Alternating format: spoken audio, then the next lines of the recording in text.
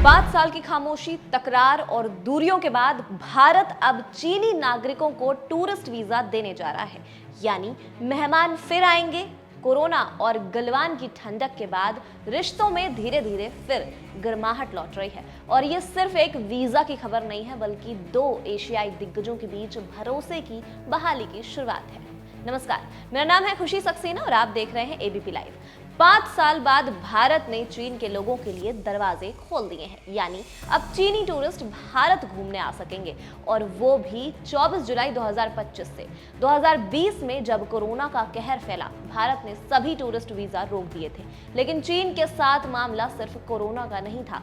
गलवान घाटी में जो टकराव हुआ था, उसने रिश्तों को और भी ठंडे बस्ते में डाल दिया था। फिर क्या था? न वीजा न मेल जोल, दोनों देशों के बीच सीधी बातचीत भी ठप थी। बीजिंग में मौजूद भारतीय दूतावास ने बताया कि चीनी नागरिक अब फिर से भारत आने के लिए टूरिस्ट वीजा ले सकेंगे। हाँ, इसके लिए एक जरूरी कागज है जिसे कहते हैं पासपोर्ट विड्रॉल लेटर।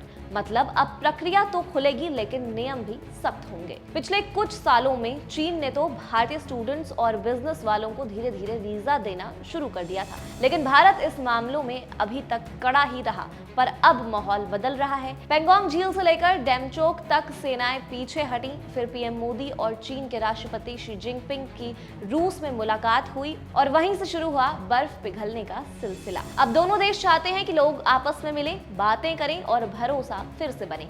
इसके लिए सीधी फ्लाइट शुरू करने की भी बात चल रही है, और कैलाश मानसरोवर यात्रा को भी फिर से चालू करने की तैयारी हो रही है, जो कोविड के कारण रुकी हुई थी। विदेश मंत्री एस जयशंकर भी मानते हैं कि भारत और चीन के रिश्ते अब धीरे धीरे सही रास्ते पर आ रहे हैं। मतलब साफ है, 5 साल की दूरी के बाद अब फिर से दोस्ती की तरफ बढ़ रहे हैं भारत और चीन, लेकिन इस बार सावधानी और शर्तों के साथ। इस खबर पर आपकी क्या राय है, हमें कमेंट सेक्शन में जरूर बताएं, और देखते रहें हमारा चैनल एबीपी लाइव।